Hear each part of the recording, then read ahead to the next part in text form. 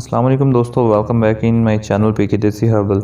दोस्तों आज की इस वीडियो में हम आपको बताएंगे बादाम के तेल के हवाले से। बादाम के तेल में विटामिन ए और बी पाया जाता है, जिससे चेहरे पर लगाने से झुर्रियाँ दूर हो जाती हैं।